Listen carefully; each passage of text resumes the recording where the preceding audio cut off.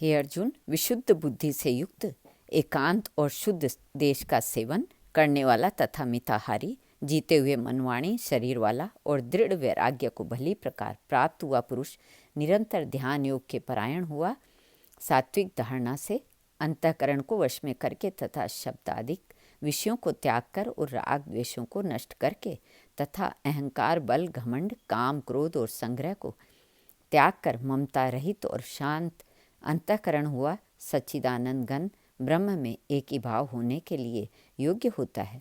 फिर वह सच्चिदानंद घन ब्रह्म में एक ही भाव से स्थित हुआ प्रसन्न चित्त वाला पुरुष न तो किसी वस्तु के लिए शोक करता है, न किसी की आकांक्षा ही करता है, एवं सब भूतों में संभाव हुआ मेरी पराभक्ति को प्राप्त होता है। उस पराभक्ति के द्वारा मेरे को तत्व से भली प्रकार जानता है कि मैं जो और जिस प्रभाव वाला हूँ, तथा उस भक्ति से मेरे को तत्व से जानकर तत्काल ही मेरे में प्रवेश हो जाता है, अर्थात अनन्य भाव से मेरे को प्राप्त हो जाता है। फिर उसकी दृष्टि में मुझ वासुदेव के सिवा और कुछ भी नहीं रहता। मेरे परायण हुआ निष्काम कर्मयोगी तो संपूर्ण कर्मों को सदा करता हुआ भी मेरी कृपा से सनातन अविनाशी परम पद को प्राप्त हो जाता है। इसलिए हे अर्जुन, तू सब कर्मों को मन से मेरे में अर्पण करके मेरे परायण हुआ, समत्व बुद्धि रूप निष्काम कर्मयोग का अवलंबन करके निरंतर मेरे में चित्त वाला हो। इस प्रकार तू मेरे में निरंतर मन वाला हुआ मेरी कृपा से जन्म मृत्यु आदि सब संकटों को अनायास ही तर जाएगा। और यदि अहंकार के कारण मेरे वचनों को नहीं सुनेगा तो नष्ट हो जाएगा, अर्थात परमार्थ से भ्रष्ट हो जाएगा। जो तू अहंकार को अवलंबन करके ऐसा मानता है कि मैं युद्ध नहीं करूँगा, तो यह तेरा निश्चय मिथ्या है, क्योंकि क्षत्रियपन का स्वभाव तेरे को जबरदस्ती युद्ध में लगा देगा। हे अर्जुन, जिस कर्म को तू मोह से नहीं करना चाहता है, उसको भी अपने पूर्वकृत स्वाभाविक कर्म से बंधा हुआ परवश होकर करेगा, क्योंकि हे अर्जुन, शरीर रूपी यंत्र में आरूढ़ हुए संपूर्ण प्राणियों को अंतर्यामी परमेश्वर अपनी माया से उनके कर्मों के अनुसार भ्रमाता हुआ सब भूत प्राणियों के हृदय में स्थित है। इसलिए हे भारत, सब प्रकार से उस परमेश्वर की ही अनन्य शरण को प्राप्त हो। उस परमात्मा की कृपा से ही परम शांति को और सनातन परम धाम को प्राप्त होगा। इस प्रकार वह गोपनीय से भी अति गोपनीय ज्ञान मैंने तेरे लिए कहा है।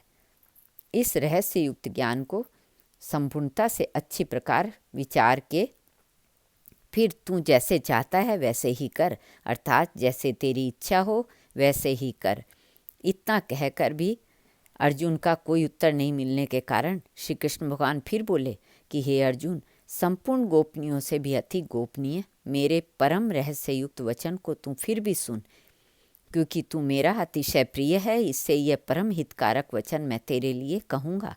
हे अर्जुन, तू केवल मुझ सच्चिदानंद घन वासुदेव परमात्मा में ही अनन्य प्रेम से नित्य निरंतर अचल मन वाला हो और मुझ परमेश्वर को ही अतिशय श्रद्धा भक्ति सहित निष्काम भाव से नाम, गुण और प्रभाव के श्रवण, कीर्तन, मनन और पठन पाठन द्वारा निरंतर भजने वाला हो, तथा मेरा शंख, चक्र, गदा, पद्म और किरीट, कुंडल आदि भूषणों से युक्त पीताम्बर, वनमाला और कौस्तुभ मणिधारी विष्णु का मन, वाणी और शरीर के द्वारा सर्वस्व अर्पण करके अतिशय श्रद्धा भक्ति और प्रेम से विहलतापूर्वक पूजन करने वाला हो और मुझ सर्वशक्तिमान, विभूति, बल, ऐश्वर्य, माधुर्य, गंभीरता, उदारता, वात्सल्य और सुहृदता आदि गुणों से संपन्न सबके आश्रय रूप वासुदेव को विनय भावपूर्वक भक्ति सहित साष्टांग दंडवत प्रणाम कर। ऐसा करने से तू मेरे को ही प्राप्त होगा। यह मैं तेरे लिए सत्य प्रतिज्ञा करता हूँ, क्योंकि तू मेरा अत्यंत प्रिय सखा है। इसलिए सर्वधर्मों को अर्थात संपूर्ण कर्मों के आश्रय को त्याग कर केवल एक मुझ सच्चिदानंद घन वासुदेव परमात्मा की ही अनन्य शरण को प्राप्त हो। मैं तेरे को संपूर्ण पापों से मुक्त कर दूंगा, तू शोक मत कर। हे अर्जुन, इस प्रकार तेरे हित के लिए कहे हुए इस गीता रूप परम रहस्य को किसी काल में भी न तो तप रहित मनुष्य के प्रति कहना चाहिए और न भक्ति रहित के प्रति तथा न बिना सुनने की इच्छा वाले के ही प्रति कहना चाहिए। एवं जो मेरी निंदा करता है उसके प्रति भी नहीं कहना चाहिए, परंतु जिसमें यह सब दोष नहीं हो ऐसे भक्तों के प्रति प्रेम पूर्वक उत्साह के सहित कहना चाहिए। क्योंकि जो पुरुष मेरे में परम प्रेम करके इस परम रहस्य युक्त गीता शास्त्र को मेरे भक्तों में कहेगा, अर्थात निष्काम भाव से प्रेम पूर्वक मेरे भक्तों को पढ़ावेगा, अर्थात अर्थ की व्याख्या द्वारा इसका प्रचार करेगा, वह निसंदेह मेरे को ही प्राप्त होगा। और न तो इससे बढ़कर मेरा अतिशय प्रिय कार्य करने वाला मनुष्य में कोई है, और न उससे बढ़कर मेरा अत्यंत प्यारा पृथ्वी में दूसरा कोई होवेगा। तथा हे अर्जुन, जो पुरुष इस धर्ममय हम दोनों के संवाद रूप गीता शास्त्र को पढ़ेगा, अर्थात नित्य पाठ करेगा, उसके द्वारा मैं ज्ञान यज्ञ से पूजित होऊंगा, ऐसा मेरा मत है। जो पुरुष श्रद्धा युक्त और दोष दृष्टि से रहित हुआ इस गीता शास्त्र का श्रवण मात्र भी करेगा, वह भी पापों से मुक्त हुआ उत्तम कर्म करने वालों के श्रेष्ठ लोकों को प्राप्त होवेगा। इस प्रकार गीता का महात्म्य कहकर भगवान श्री कृष्णचंद्र आनंद कंद ने अर्जुन से पूछा, हे पार्थ, क्या यह मेरा वचन तैने एकाग्र चित्त से श्रवण किया? और हे धनंजय, क्या तेरा ज्ञान से उत्पन्न हुआ मोह नष्ट हुआ? इस प्रकार भगवान के पूछने पर अर्जुन बोले, हे अच्युत, आपकी कृपा से मेरा मोह नष्ट हो गया है और मुझे स्मृति प्राप्त हुई है, इसलिए मैं संशय रहित हुआ स्थित हूँ और आपकी आज्ञा पालन करूँगा। इसके उपरांत संजय बोले, हे राजन, इस प्रकार मैंने श्री वासुदेव के और महात्मा अर्जुन के इस अद्भुत रहस्ययुक्त और रोमांचक कारक संवाद को सुना। कैसे कि श्री व्यास जी की कृपा से दिव्य दृष्टि द्वारा मैंने इस परम रहस्ययुक्त गोपनीय योग को साक्षात करते हुए स्वयं योगेश्वर श्री कृष्ण भगवान से सुना है। इसलिए हे राजन, श्री कृष्ण भगवान और अर्जुन के इस रहस्ययुक्त कल्याणकारक और अद्भुत संवाद को पुनः पुनः स्मरण करके मैं बारंबार हर्षित होता हूँ।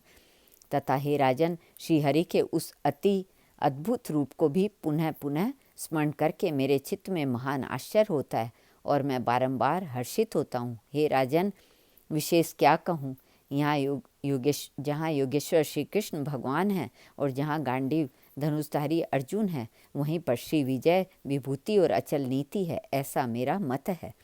इति श्रीमद् भगवत गीता रूपी उपनिषद एवं ब्रह्म विद्या तथा योग शास्त्र विषयक श्री कृष्ण और अर्जुन संवाद में मोक्ष संन्यास योग नामक 18वां अध्याय। श्रीमद् भगवत गीता के 18वें अध्याय का महात्म्य। श्री पार्वती जी ने कहा, भगवान, आपने 17वें अध्याय का महात्म बतलाया, अब 18वें अध्याय के महात्म का वर्णन कीजिए। श्री महादेव जी ने कहा, गिरि नंदिनी चिन्मय आनंद की धारा बहाने वाले 18वें अध्याय के पावन महात्म को जो वेद से भी उत्तम है श्रवण करो। यह संपूर्ण शास्त्रों का सर्वस्व कानों में पड़ा हुआ रसायन के समान तथा संसार के यातना जाल को छिन्न भिन्न करने वाला सिद्ध पुरुष के लिए यह परम रहस्य की वस्तु है। इसमें अविद्या का नाश करने की पूर्ण क्षमता है। यह भगवान विष्णु की चेतना तथा सर्वश्रेष्ठ परम पद है।